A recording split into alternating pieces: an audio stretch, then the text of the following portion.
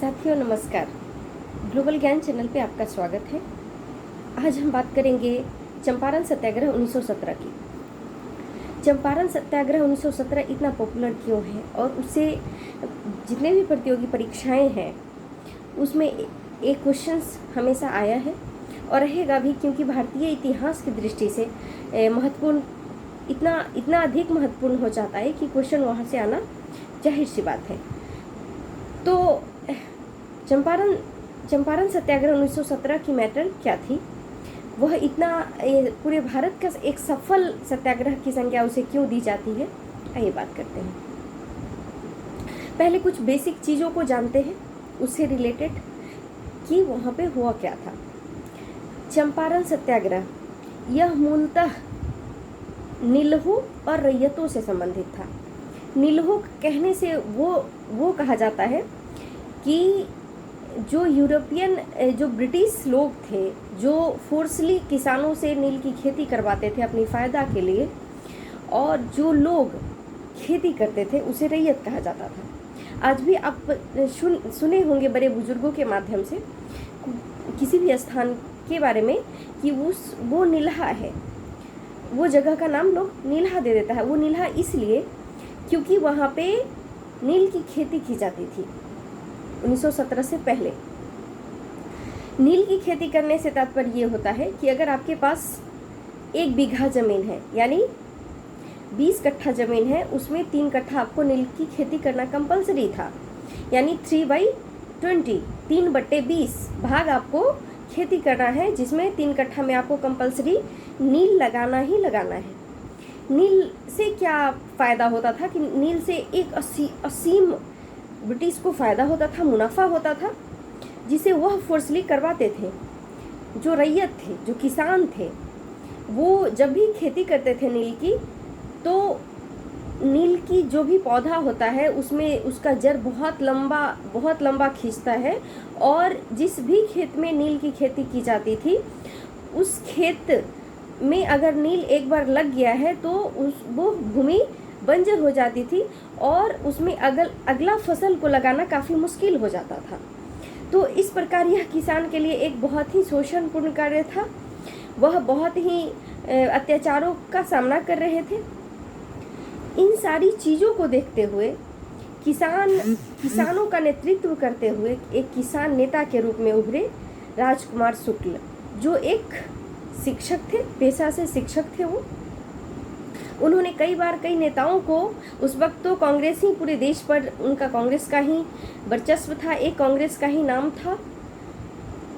तो राजकुमार शुक्ल और कई नेताओं ने कांग्रेस के नेताओं से कांटेक्ट करने की कोशिश की, संपर्क साधने की कोशिश की, पर बात बन नहीं पाया।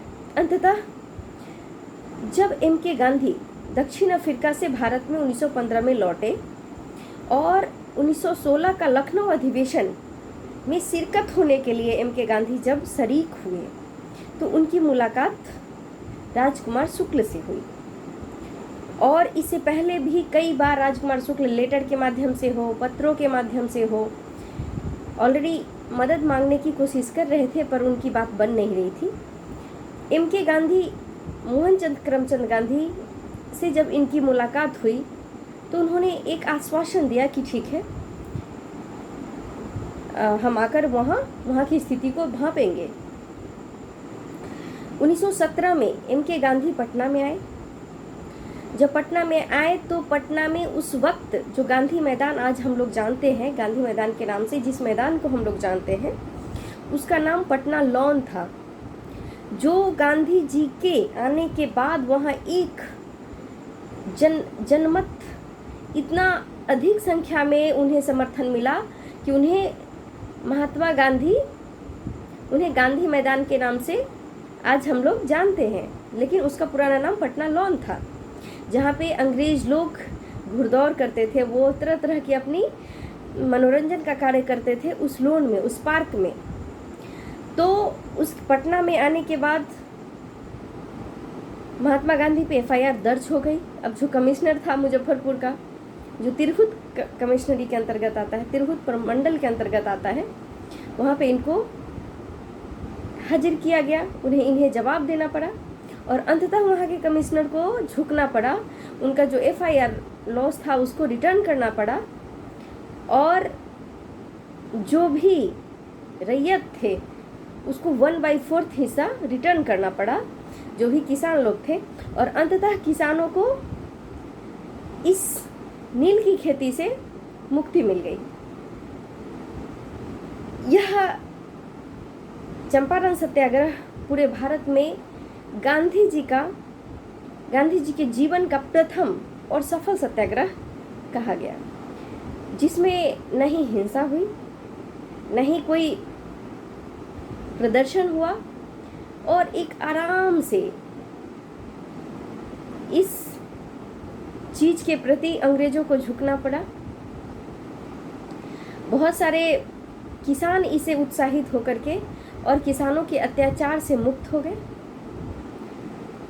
तो इस प्रकार हम कह सकते हैं कि जो 1917 का चंपारण सत्याग्रह है वे पूरे भारत में एक सफल और एक छोटा सा सविनय अवज्ञा आंदोलन की शुरुआत थी, और पूरे भारतवर्ष का एक गांधी जी के जीवन का सफल सत्याग्रह माना गया।